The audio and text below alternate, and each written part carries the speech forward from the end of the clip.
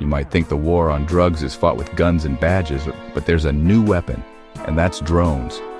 The US government has been using them to watch Mexican cartel bosses. It's all very hush-hush. Think of it like a Tom Clancy novel, but with fewer explosions and more warrants, probably. This isn't about stopping drugs from crossing the border. These drones are after the kingpins, the guys at the top, the ones with names you can't pronounce and bank accounts that wouldn't fit on a spreadsheet. The program is shrouded in secrecy. No one wants to admit it exists, but the results are starting to leak out. Big arrests, cartels in disarray.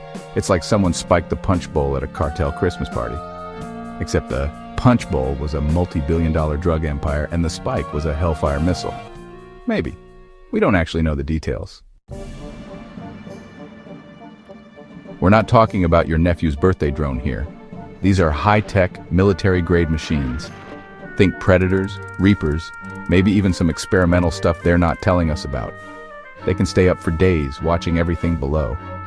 These drones are packed with cameras so powerful they can read a cartel boss's grocery list from 30,000 feet. Okay, that might be a slight exaggeration, but they can definitely see you sweat.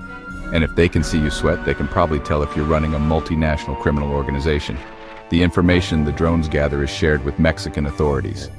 It's like lending a cup of sugar to your neighbor, except the sugar is intel on dangerous criminals, and the neighbor is a country struggling to maintain order.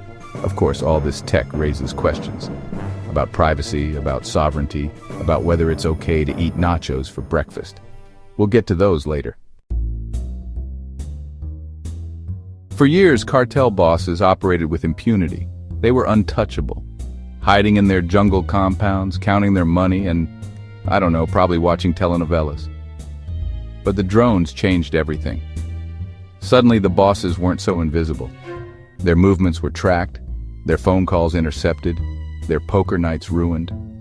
Arrests that seemed impossible a few years ago became routine. It's like the cartel version of Law and Order, but with less witty banter and more people getting extradited. The power dynamics within the cartels are shifting. With the top dogs getting picked off, everyone below is scrambling for power. It's chaos, but it's the kind of chaos that law enforcement agencies dream of. Think of it as a game of Jenga, but instead of wooden blocks, it's ruthless criminals, and instead of losing, you get a promotion. The drone program is a success. No one can argue with the results, but it comes at a cost. A cost of secrecy, of accountability, of potentially starting another Cold War, this time with more cocaine. The US and Mexico haven't exactly been upfront about this whole drone operation. It's understandable, but it's also a little shady. Like when you tell your significant other you're working late, but you're actually out with your friends watching monster truck rallies. This lack of transparency raises all sorts of questions. Is this legal? Is it ethical? Is it even effective in the long run? Who knows? Or are we just creating more problems for ourselves down the line? These are all valid questions, and frankly, we deserve some answers. But until then, we'll just have to keep speculating and watching the skies, and maybe investing in some really good binoculars. Please like and subscribe.